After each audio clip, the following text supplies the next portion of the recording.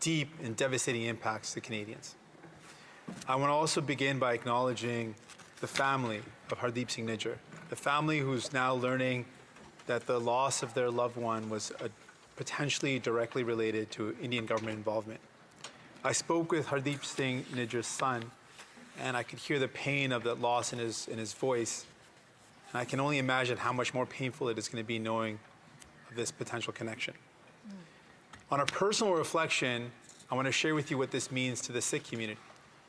I grew up hearing many stories that if you raise concerns about human rights violations in India, that you might be denied a visa, that if you went back to India, you could suffer violence, torture, and even death. I grew up hearing those stories. But to hear the Prime Minister of Canada corroborate a potential link between a murder of a Canadian citizen on Canadian soil by a foreign government is something I could never have imagined. To understand what that means to the community, this is a place that so many people around the world have sought as refuge.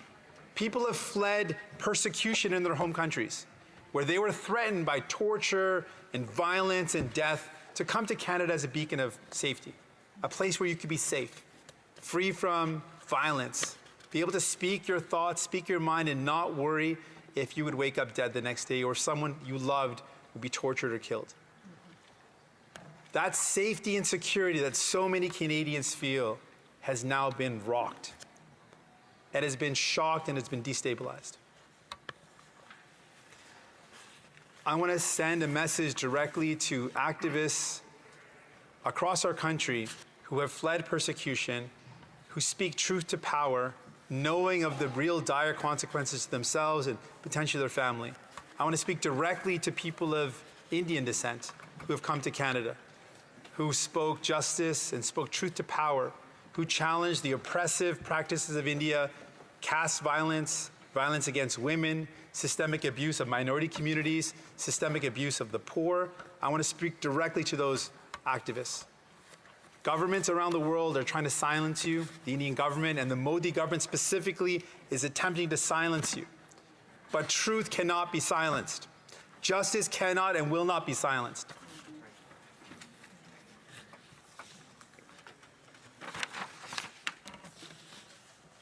We know that the practice of the Indian government has been one of division, of violence, persecution, attacking those that are critical of the government.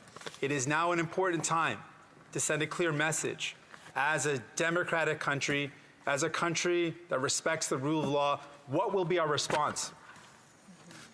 I want people to know that as leader of the New Democratic Party, I will use every tool at my disposal to ensure that Canada uses every tool and every power of a democratic nation to bring those responsible to justice.